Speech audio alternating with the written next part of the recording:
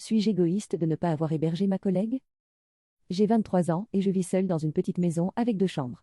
Une est ma chambre, l'autre, c'est mon espace perso, bureau, dressing, rangement, point pour pleurer un bon coup quand la vie me saoule. Ce n'est pas une chambre d'amis. J'ai galéré avec des colocs pendant des années, donc je me suis battue pour vivre seule. Et franchement, j'adore ça. C'est mon havre de paix, mon espace à moi. Une collègue de 25 ans, avec qui je m'entends bien au boulot, mais pas plus que ça, s'est disputée avec ses colocs et ils l'ont mise dehors. Elle est venue se plaindre au boulot et j'ai été sympa, je lui ai dit que c'était dur et je lui ai même envoyé quelques annonces. J'essayais d'aider sans m'impliquer. Je pensais que c'était clair. Mais le soir même, elle m'envoie un message. Je me disais que je pourrais squatter chez toi quelques semaines, vu que t'as une chambre en plus. Là, mon cœur a fait un bond. Non. Juste non. On n'est même pas amis.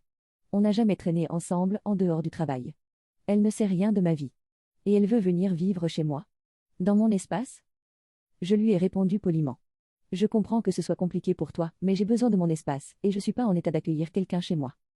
J'ai été gentille. Je l'ai pas ghosté. Je l'ai pas envoyé balader. J'ai juste dit non. Le lendemain, elle m'ignore. Puis j'apprends par un collègue qu'elle raconte à tout le monde que je l'ai laissée à la rue alors que j'ai une pièce entière qui ne sert à rien. Sauf qu'en réalité, elle dort chez son copain. Et surtout, cette pièce n'est pas un dortoir, c'est mon espace vital. C'est ce que je paie pour avoir la paix. C'est littéralement pour ça que je vis seule. Depuis, j'ai des collègues qui me regardent de travers. Apparemment, je suis cruelle ou individualiste. Mais honnêtement, je n'ai pas signé pour accueillir une quasi-inconnue chez moi. Je ne veux pas vivre dans la tension, devoir chuchoter ou gérer un squattage qui dure. Je ne suis pas un centre d'hébergement. Est-ce que j'abuse?